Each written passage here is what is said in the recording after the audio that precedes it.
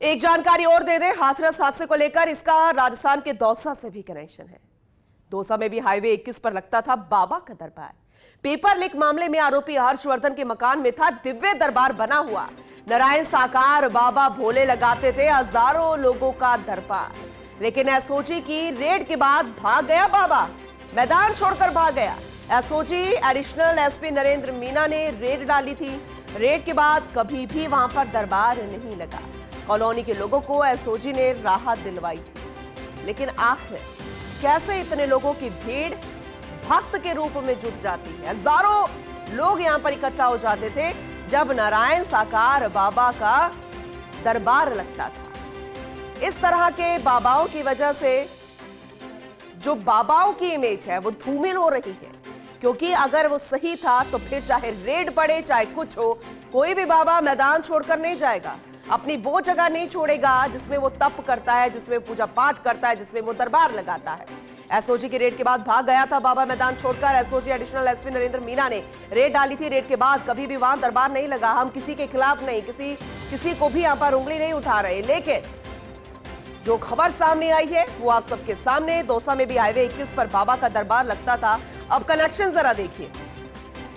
UP के हाथरस में हादसा हुआ, दौसा के साथ कनेक्शन। दौसा में हाईवे 21 पर बाबा का दरबार लगता था और इसमें भी एक और कनेक्शन। पेपर लीक मामले में आरोपी हर्षवर्धन के मकान में दिव्य दरबार लगता था। सहयोगी लक्ष्मीकांत हमारे साथ जुड़ चुके हैं, ज्यादा जानकारी वो देंगे, उनका रुख करते हैं।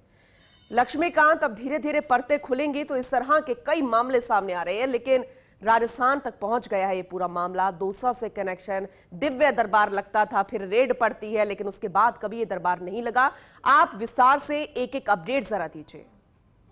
बिल्कुल, NH11 जो है NH21 पर यहाँ पर एक कॉलोनी है, उसमें जो पेपर लीक का जो आरोपी हर्षवर्धन पटवारी जो है उसका एक मकान है, बड़ा लंबा चौड़ा मकान है। उसमें जो ये बाबा है ये दरबार लगाता था। और सबसे अहम बात यह है कि जो पूरी कॉलोनी के जो लोग थे वो बहुत जबरदस्त ढंग से परेशान थे उसकी, क्योंकि उसकी खुद के जो सेवादार थे वो एज पुलिसिंग एक पुलिस मेंबर की तरह काम करते थे। किसी को कॉलोनी में एंटर नहीं होने देते जब तक बाबा की यहाँ पर पूरी जो प्रक्रिया चलती थी, उसके बाद तक किसी को एंटर वहां पर नहीं होने दिया जाता था। लेकिन ये ऐसे इत्तेफाक कहें या एसओजी का कमाल कहें कि जैसे ही हर्षवर्धन की पेपर लीक में जैसे ही नाम आया तो एसओजी को ये सूचना मिली कि इस तरह का मकान है। वहां पर रेड की गई तो जिसमें कुछ दस्तावेज है वो भी एसओजी ने बरामद किए थे।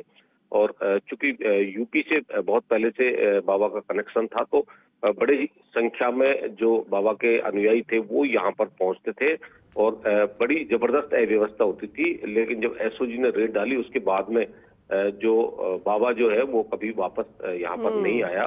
और ये कहीं ना कहीं एक एसओजी की जो कमाल इसको कहा जा सकता है, क्योंकि उसकी रेड के बाद में बाबा यहाँ से जो है छोड़ करके यहाँ से चले गए। इसलिए सवाल तो खड़े होंगे ही जब इस तरीके के मामले सामने आते हैं और फिर परतें इस तरह से खुलती है। कई गंभीर सवाल है, देखना होगा कि इस कार्रवाई में क्या कुछ निकल कर आता है। वाकई में बेहद दुखद हादसा ये हुआ है। लक्ष्मीकांत, शुक्रिया फिलहाल इस जानकारी के लिए।